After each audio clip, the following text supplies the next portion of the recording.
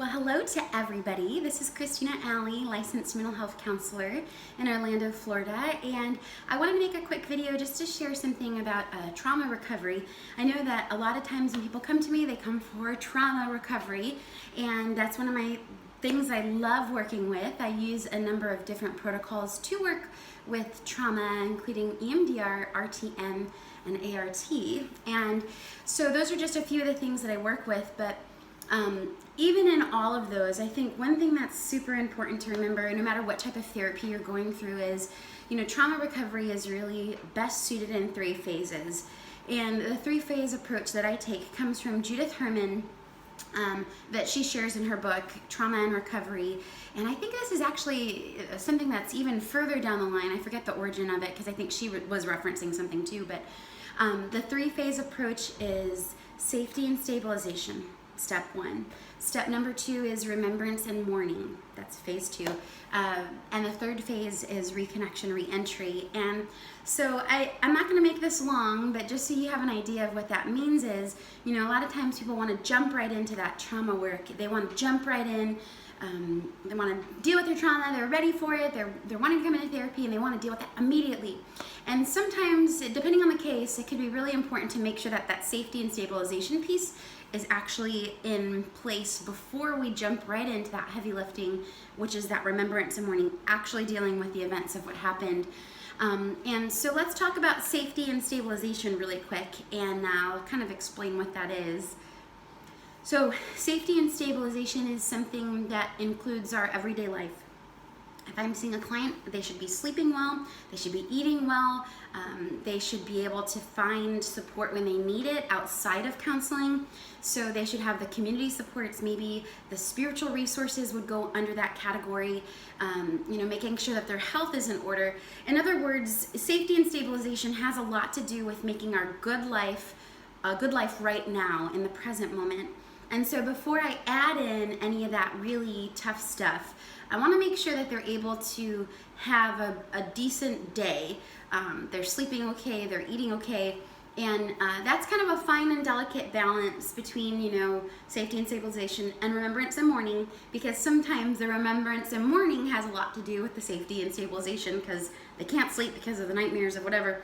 But we're talking about generally, our medical conditions taken care of, our living conditions taken care of. Do they have stable finances?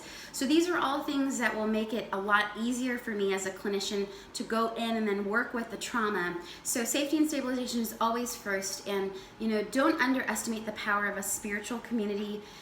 Of course, I'm a Christian, and all of you guys know that by this time, but I'm a Christian, and I heavily ascribe to that, and my husband's a pastor, and we love working in our church, but that has been part of our community. And so sometimes churches can underestimate their role in trauma recovery, but that's much needed. And again, no matter what religion you ascribe to or what set of beliefs you adhere to, that is something that can be a really important component for your healing and to make sure that you're moving forward. So being connected is essentially number 1, and having that really good life. Phase 2, of course, as we talked about, is actually dealing with the trauma, the perpetrator, the co-perpetrators, the reverberations of what happened and all the impacts it had following it.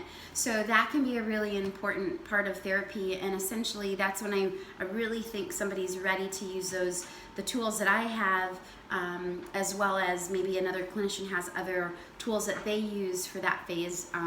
But essentially we're helping the brain to rework the trauma.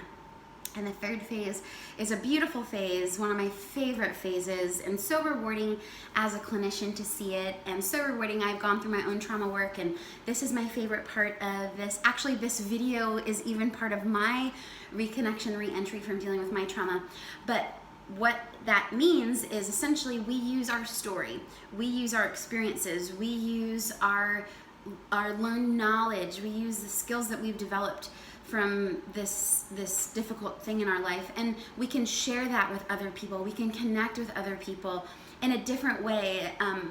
Trauma work can almost be like somebody coming from like a cocoon into this butterfly, and I want you to kind of see the breaking through that cocoon, almost like the trauma, the remembrance and mourning work, and then the butterfly piece, like something new being created, that's sort of the reconnection, re-entry.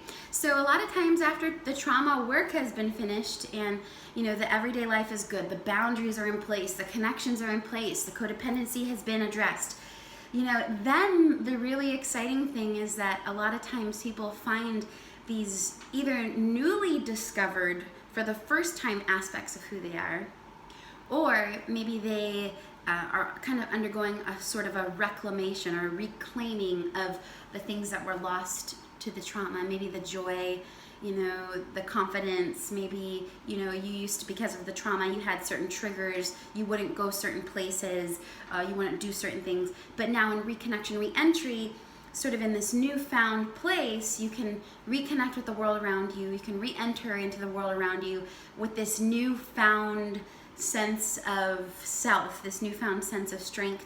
And really, it's just a way for you to sort of pour back into the community, if that's something that's interesting to you, maybe the type of trauma you experienced, or maybe if it's, military trauma, you start sharing your story with other military people. If it's, abuse trauma of any sort, you can maybe find support groups based on that. And your reconnection, re-entry phase can be important for somebody else to see, your growth. So just keep that in mind as you're going through and as you're trying to find a clinician. There's so many beautiful and wonderful clinicians out there, and I have no doubt that you will find the right clinician for you. But that's just something I wanted to share so that you can kind of understand that as a client, and maybe you're a clinician watching this, and maybe that's a nice way to sort of succinctly put the type of work that you do into a sort of a linear phase, even though we're humans and it's so incredibly messy to be a human and work with human conditions. But that was the video I wanted to put together, and hopefully this is something that you find helpful. If you did, please be sure to share this video with somebody that you think could benefit, and I would love to hear from you, so feel free to comment, or if it's something that's a little bit more private, you can always direct message me, and I would just love to connect with you. So thanks again for connecting with me here, and I look forward to touching base if you reach out. All right, have a good day.